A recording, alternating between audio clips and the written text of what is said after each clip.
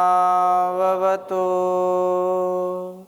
सहनौ भुनक्तु सह वीर्यं करवावहै तेजस्विनावधीतमस्तु मा विद्विषावहै। ओम शांति शांति शांति। वेदो अखिलो धर्म मूलम। वेद सब सत्य विद्याओं का पुस्तक है। वेद का पढ़ना, पढ़ाना, सुनना, सुनाना तथा आचरण में लाना हम सबका परम कर्तव्य है। श्रेष्ठ जनों का परम कर्तव्य है, आर्यों का परम कर्तव्य है। वेद के ज्ञान के बिना इंसान का जीवन श्रेष्ठ बन नहीं सकता, महान नहीं बन सकता और इस जहान का उपकार भी नहीं हो सकता है। इसलिए हम वेद के ज्ञान से अपने कर्तव्यों को सीखते हैं। वेद के उपदेश से अपने निजी, व्यक्तिगत और समष्टिगत, व्यष्टि से समष्टि, आत्म कल्याण से राष्ट्र कल्याण, विश्व कल्याण के कार्यों में संलग्न होते हैं। इसलिए सभी ऋषि मुनियों ने, सभी महापुरुषों ने और पाश्चात्य विद्वान हो चाहे भारतीय विद्वान हो, अर्वाचीन प्राचीन, सभी ने वेदों की महिमा गाई है। श्रुति परंपरा से ज्ञान परंपरा, जो हमारी पावनी परंपरा है, इसी से मनुष्यता का आधान हो सकता है इस जहान में, नहीं तो पशु बनने में कोई देर नहीं लगती है। मनुष्य और पशु में केवल उसका सच्चा कर्तव्य, उसका स्वधर्म ही उसको महान बनाता है, नहीं तो किसी प्रकार से व्यक्ति महान नहीं है। आहार, निद्रा, भय, मैथुन सभी करते हैं, ये भी वही करता है। तो उससे अलग एक विशेष जो बात है, तो कैसे कर्मों को करना है, किस समय क्या करना है, किस समय क्या नहीं करना है, प्रभु वेद के द्वारा मार्ग देने वाले हैं, मार्ग बताने वाले हैं और ठीक समय पर ठीक कार्यों का निष्पादन करने वाले हैं, संपन्न कार्यों को संपन्न कराने वाले हैं। प्रभु भक्त अपने को ऋतमय बनाने का प्रयत्न करता है। ऐसा जो करेगा निसंदेह है उसका जीवन सफल होगा। तो ऋग्वेद के प्रथम मंडल के 105वें सूक्त का आज हम स्वाध्याय करेंगे। ऐसे तो बहुत सारे मंत्र बीच में आए थे, परंतु अभी हम कुछ जो विशेष मंत्र हैं, जो हमारे लिए अत्यंत कल्याणकारी हैं और हम जिनको समझ सकते हैं, स्वीकार्यता के साथ उनको जी सकते हैं, उन मंत्रों की मैं चर्चा करूंगा। तो यहाँ पर 105वें सूक्त के 15वें मंत्र का बखान आपके सामने मैं करूंगा। पहले मैं इस मंत्र को आपके समक्ष लिखता हूं, फिर चर्चा करूंगा। ऋतमय जीवन के लिए कहा है ओम ब्रह्मा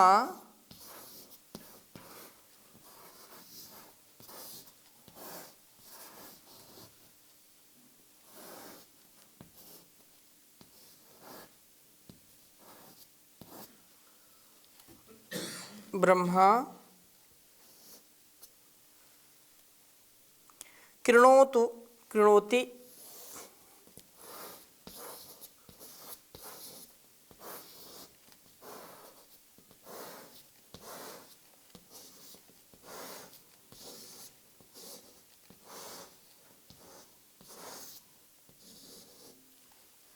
ओम ब्रह्मा कृणोति वर्णो गातु विदम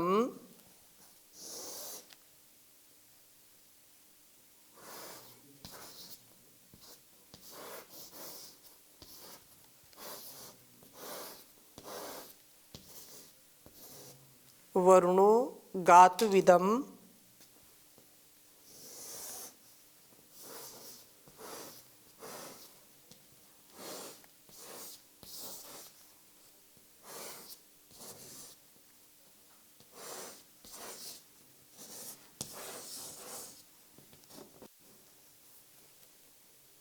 तमीमहे,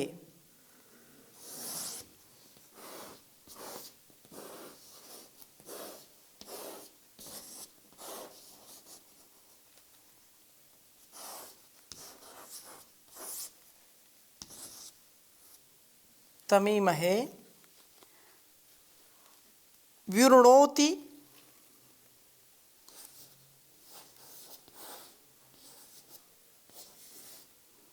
विवृणोति,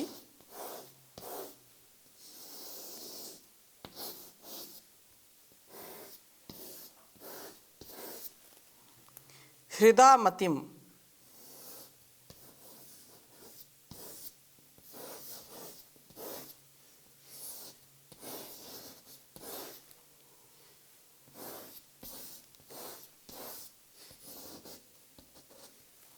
हृदामतिम, नव्यो जायतामृतम,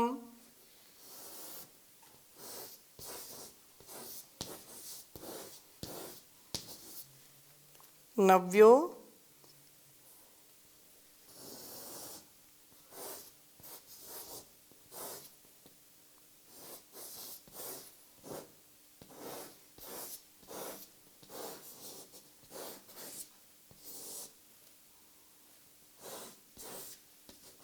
जायतामृतम, वित्तम में अस्य रोदसी,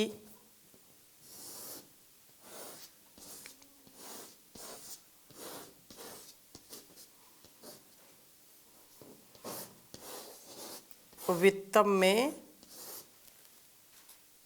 अस्य रोदसी,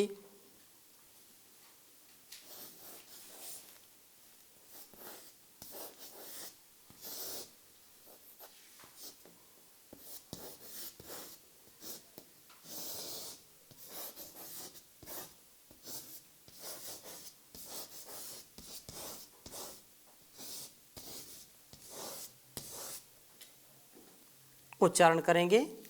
ओम ब्रह्मा कृणोतु वरुणो गातु विदम तमीमहे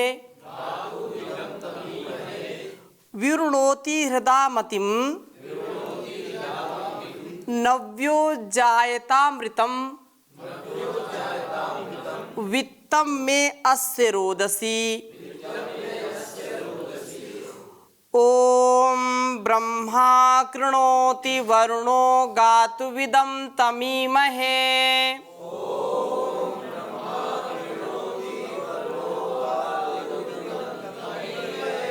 विवृणोति हृदामतिं नव्यो जायतामृतं वित्तं मे अस्य रोदसी।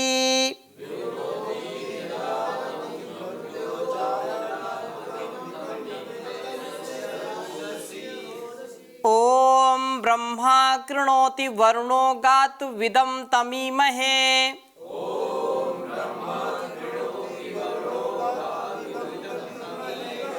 विवृणोति हृदामतिं नव्यो जायतामृतम्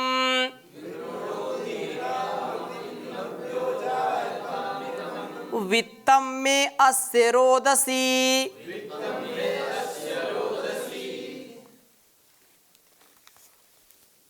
मंत्र का भावार्थ इस प्रकार से है।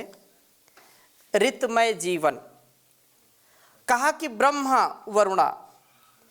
वरुणा हमारे जीवन से बुराइयों को जो हटाने वाला है, बुराइयों को दुर्गुणों को जो मिटाने वाला है, उनका निवारण करने वाला है, वह कौन है? वह वरुण है। तो हे वरुण, बुराइयों का निवारण करने वाले प्रभु ब्रह्मा ज्ञान को कृणोति प्रकट करते हैं और सर्गारंभ से वेद जान देते हैं। जब से संसार में हमारा जीवन आया है, हम जब से इस संसार में जन्म लेते हैं, तब से आप ज्ञान का आधान कराने वाले हैं। इस संसार में कैसे हमको चलना है, कैसे व्यापार करना है, सारे कार्यों का जो व्यवहार है उसका आप जान देने वाले हैं प्रभु। हे प्रभु, ब्रह्म वेदस्तपसस तत्वम, अर्थात ब्रह्म के तीन अर्थ, वेद तप तत्वम। ब्रह्म वेदः तपस्तत्वम, 3 अर्थ होते हैं। तो प्रभु वेद जान देते हैं। वेदों का ज्ञान हमारे लिए परम आवश्यक है। तो वेद का ज्ञान देने वाले हैं और तप रूप साधन को भी प्राप्त कराने वाले हैं। उस ज्ञान को, प्रभु के द्वारा जो वेद ज्ञान मिलता है, उस ज्ञान को प्राप्त करने के लिए तपना पड़ता है। तप की भट्ठी में अपने आप को तपाना पड़ता है। सोने को जितना तपाते हैं उतना ही उसमें चमक आती, कुंदन बनता है। तो तप की भट्टी में तप करके हम ज्ञान को प्राप्त करते हैं और इस प्रकार से तप से हम वेद के तत्व को समझने वाले बनते हैं। इस तत्व ज्ञान का परिणाम हमारे जीवनों में पवित्रता का आधान करता है। जितना जितना ज्ञान परिपक्व होता जाएगा उतना उतना पवित्रता हमारे अंदर आती जाएगी। इसका तात्पर्य ये नहीं कभी ले लेना चाहिए कि हम कुछ मंत्रों को, कुछ सूत्रों को, कुछ ऐसे ग्रंथों को याद कर लिया और बस ज्ञान उतर गया। कदापि ऐसा नहीं समझना चाहिए। वो तो केवल शब्द भंडार है। शब्द भंडार के साथ साथ कृतित्व में वो चीज आनी चाहिए। यदि हमने हजारों सैकड़ों मंत्रों को, हजारों मंत्रों को रटा है, पढ़ा है, समझा है, जाना है और उसका एक मंत्र भी अपने जीवन में नहीं उतारा है, तो हजारों मंत्रों को स्मरण करने से कोई लाभ मिलने वाला नहीं है। हजारों ऋचाओं को कंठस्थ करने मात्र से, हाँ ये ठीक है, कंठस्थ करना भी, स्मरण करना भी एक कार्य है, एक अच्छा कर्म है, परंतु उससे लाभ लेना भी ये परम कर्तव्य है। अर्थात उसको स्वभाव में उतारना, जीवन में उतारना उससे बड़ा कार्य है। इसलिए यहाँ पर कहा है कि हम बुराइयों से बच करके श्रेष्ठ बनते हैं इन ऋचाओं को आत्मसात करके। इस प्रकार से उस वरुण ने वेद ज्ञान के द्वारा हमें भी वरुण अर्थात श्रेष्ठ बना दिया है। तम उस गातु विदम मार्ग के जानने और प्राप्त कराने वाले प्रभु को ईमहे हम आराधित करते हैं। प्रभु से सदा ही यह याचना करते हैं कि हमें ज्ञान के द्वारा सदा मार्गदर्शन करने वाले हों, कभी भी हम मार्ग से विमुख न हों। अग्ने नय सुपथाराय, यही तो हम प्रार्थना करते हैं कि हे परमपिता परमेश्वर, प्रकाशकों के भी प्रकाशक प्रभु, अग्नि स्वरूप प्रभु, हमको कहाँ से ले चलो? सुपथ से ले चलो। कुपथ से, कुमार्ग से, कुपंथ से नहीं ले जाना, हमको सुपथ से ले जाना, अच्छे मार्ग से ले जाना, जो मेरे लिए और संसार के लिए कल्याणकारी मार्ग है, उस मार्ग से ले चलना है। और ईमहे हम आपको सदा सर्वदा स्मरण करते हैं, प्रभु से यही याचना करते हैं। और वे प्रभु हृदय में स्थित होते हुए मतिम हमारी बुद्धि को विवृणोति आच्छादन से रहित करते हैं। जब हम प्रभु की भक्ति करते हैं, उसकी उपासना करते हैं, तो आवरण जो छाया हुआ होता है बुद्धि के ऊपर, जो अज्ञानता का, अविवेक का अंधकार जो छाया होता है, वो धीरे धीरे छट जाता है, कट जाता है, निर्मल बुद्धि हो जाती है। जैसे किसी धातु के ऊपर, किसी सोने के ऊपर, किसी चांदी के ऊपर, किसी जो है मोती माणिक्य के ऊपर मैल जम जाता है, तो उसकी चमक क्या हो जाती है? धूमिल हो जाती है, उसकी चमक क्षीण हो जाती है, उसमें कोई दोष नहीं है, परंतु उसके ऊपर लगा हुआ जो मल है, उसके ऊपर जो लगी हुई गंदगी है, वो उसकी पवित्रता को दबा देता है, उसको आवृत कर लेता है। जैसे सूर्य इतना प्रकाशित होता है, लेकिन कभी कभी काले काले बादल आकर के उसको ढक लेते हैं। ऐसे ही हमारी जो स्थिति होती है, जो सात्विक स्थिति होती है, जो हमारा सात्विक स्वभाव होता है, कभी कभी संसार के रोग आकर के दबा लेते हैं। मानसिक रोग हो, चाहे शारीरिक रोग हो, चाहे लोभ हो, मोह हो, चाहे छल कपट ईर्षा द्वेष हो, ये हमारे बुद्धि को दूषित कर देते हैं। ईर्षा बुद्धि को दूषित कर देती है। हम ईर्षा से, द्वेष से बचें, क्योंकि यह आवरण उसके ऊपर पड़ जाता है और फिर वैसा ही व्यक्ति कर्म करने लगता है। तो प्रभु की भक्ति से हृदय जो हमारे हृदय में स्थित होता है तो उससे हमारी मति भी शुद्ध होती है, हमारी बुद्धि जो आच्छादित हो जाती है इन गलत विचारों से, वह साफ हो जाती है, निर्मल हो जाती है और बुद्धि पर आए हुए पर्दे को हटाते हैं और इस प्रकार से ज्ञान के प्रकाश को दीप्त करने वाले होते हैं। यह मल आवरण से रहित बुद्धि वाला पुरुष नव्यः नुस्थितौ स्तुत्यतम जीवन वाला होता है। और जब हम निर्मल बुद्धि से, पवित्र शुचिता से युक्त होकर के जीवन जीते हैं तो उस प्रभु का हम गुणगान करते हैं तथा हम लोक में भी स्तुत्य हो जाते हैं। लोक में उन्हीं लोगों का गुणगान गाया जाता है जो वास्तव में गुणगान के योग्य होते हैं। कहीं कहीं हमको शंका हो जाती है कि ये तो अच्छा आदमी नहीं है, फिर भी लोग इसके पीछे लगे हुए हैं, इसका गुणगान करते हैं, बड़ी भारी जो है इसने सफलता प्राप्त की है। तो वो कुछ दिन की सफलता होती है, ज़्यादा दिन होते नहीं उसमें। कभी मन में संकोच आता है, कभी मन दुखी होता है कि हम तो ईमानदारी से जीवन जीते हैं, भक्ति भाव से जीते हैं, फिर भी लोग हमारा शोषण करते हैं, हमको परेशान करते हैं, हताश निराश करते हैं, लेकिन जो दूसरों को दबा करके रखते हैं लोग उन्हीं का नाम लेते हैं, उन्हीं की चारों ओर वाहवाही होती है, उन्हीं की यश और कीर्ति होती है। तो ये बात कभी भी मन में नहीं आनी चाहिए, क्योंकि जो अपने आप को छल से, बल से, कपट से, ईर्ष्या से, द्वेष से या अपने बाहुबल का, अपने शक्ति बल का दुरुपयोग करके ऊपर उठता है तो बहुत जल्दी वो नीचे भी गिरता है। एक न एक दिन वो गिरेगा। नहीं गिरता हुआ दिखाई पड़ता तो हमेशा इस बात को समझना चाहिए कि उसकी आत्मा, उसका मन, उसका अंतःकरण कभी प्रसन्न रहता नहीं है, उसके अंदर डर रहता है, भय रहता है। लेकिन जो निर्मल मन वाला है, जो बुद्धि जिसकी शुद्ध हो गई है, वो कभी किसी से डरता नहीं है, कभी किसी से भय नहीं करता है, कभी किसी से ईर्ष्या द्वेष नहीं करता है। वो हमेशा मस्त रहता है, चाहे अकेले में रहे, चाहे मेले में रहे, चाहे झमेले में रहे, उसको कोई चिंता नहीं होती है। वो हमेशा मस्त रहता है, कार्य में व्यस्त रहता है, स्वस्थ रहता है। लोग जो छल कपट से युक्त होते हैं वो कहीं भी रहें, उनके मन में एक पाप काम करता है, एक भय काम करता है, एक अशांति उनको सताती रहती है जो कभी उनको सुख नहीं पहुंचाती है। तो यहाँ पर यही बात कही कि ऋतम जायताम, यह ऋत हो जाता है, यह अपने जीवन में ऋत को स्थापित करता है। ऋत को क्या स्थापित करता है? ऋत ही हो जाता है। इसके सब कार्य सूर्य चंद्रमा की भांति ठीक ठीक होते हैं और ठीक समय पर ठीक स्थान पर होते हैं। कहने का आशा क्या है? जो ऐसी भक्ति के साथ अपने जीवन को जीता है तो ऋत जायताम, उसका उठना बैठना सोना जागना, उसका प्रत्येक कार्य संयमित होता है, सुव्यवस्थित होता है और अनुशासित होता है। एक पल भी वह प्रमाद नहीं करता है। इस प्रकार से जैसे सूर्य जो है प्रत्येक दिन अपने समय से उदित होता है और अस्त हो जाता है। स्वस्ति पंथा मनुचरेम सूर्या चंद्रमसा विव पुनर्दत्ताग्नता जानता संगमे मही।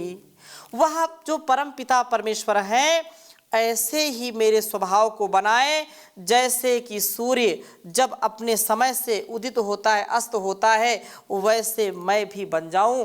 अर्थात एक पल का भी असंयम, एक पल की अमर्यादा मेरे अंदर प्रवेश ना करे। अनुशासनहीनता कभी मुझको भाए नहीं, जिससे मैं पतित होता हूं, ऐसा कोई भी कार्य मैं ना करूं।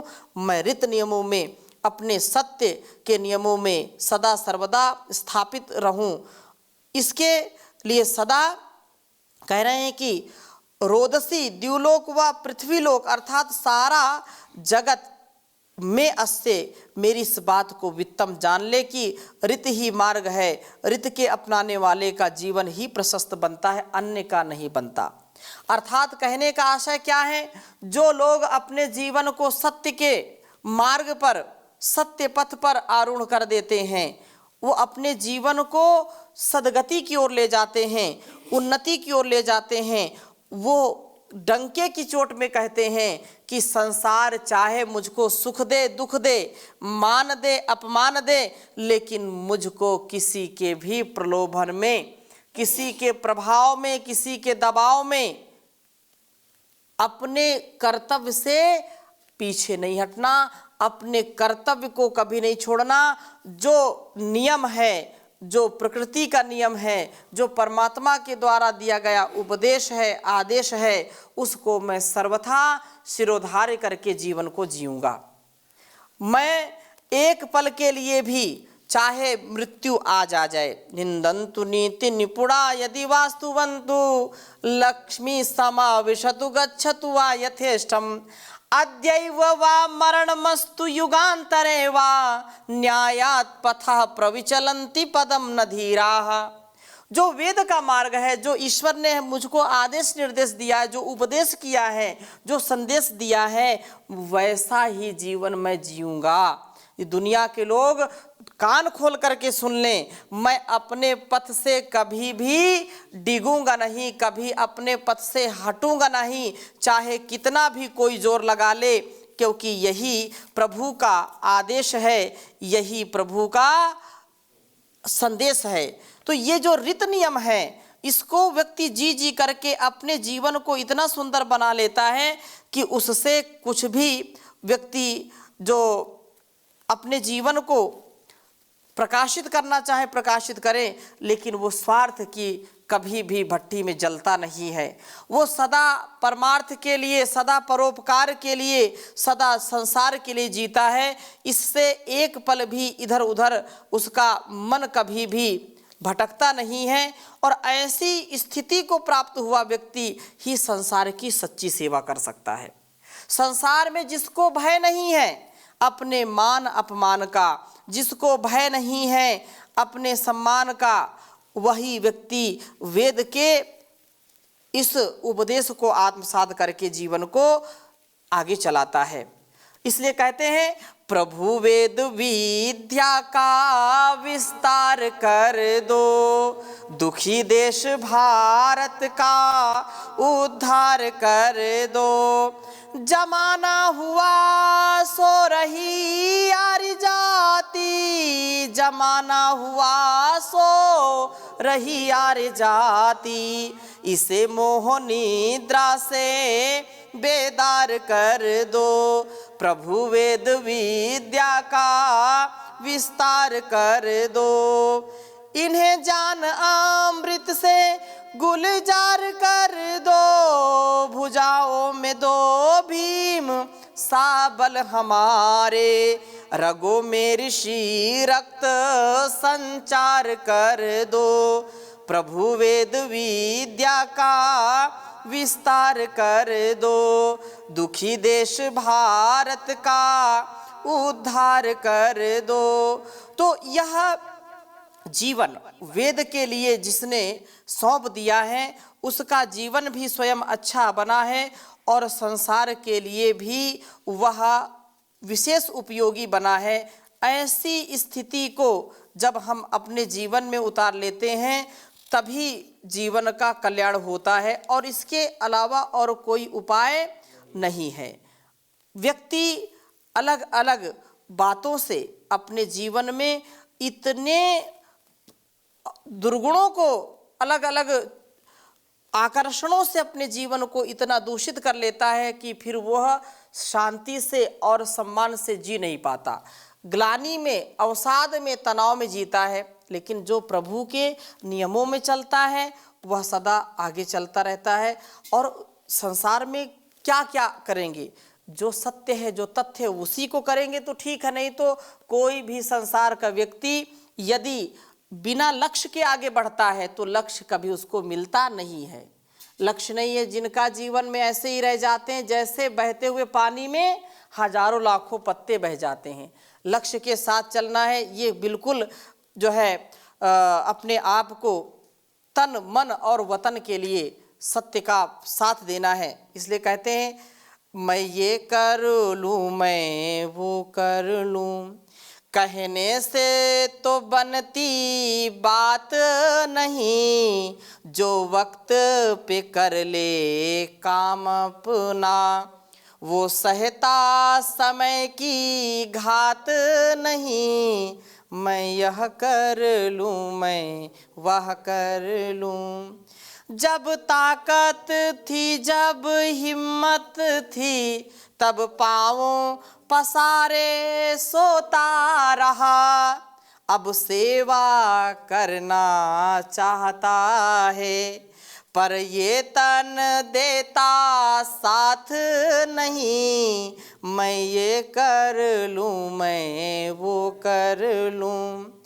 निंदा चुगली लड़ना मरना, इनमें सब वक्त खराब किया। और प्रेम दया करुणा भक्ति, इनमें से लगा कुछ हाथ नहीं। मैं ये कर लूँ, मैं वो कर लूँ। बचपन में जवानी में जागो, ये मेरा तजुर्बा कहता है। बचपन में जवानी में जागो, ये मेरा तजुर्बा कहता है। जब बीती उम्र प्राणी प्यारे, जब बीती उम्र प्राणी प्यारे, फिर मिलती ये सौगात नहीं। मैं ये कर लूँ, मैं वो कर लूँ। ऐसे कहने से बनती बात नहीं, जो वक्त पे कर ले काम अपना, वो सहता समय की घात नहीं। मैं ये कर लूँ, मैं वो कर लूँ। तो ये जो मैं और तू की बात है, अयम निजा परोवेति गणना लघु चेतसाम उदार चरिता नाम तु वसुधैव कुटुंबकम, ऐसी भावना हमारे अंदर होनी चाहिए। तो इन्हीं शुभ संकल्पों के साथ आज की कक्षा को यहीं पर विराम देते हैं। शेष चर्चा नए मंत्र के साथ अगली कक्षा में करेंगे। ओम शांति शांति शांति।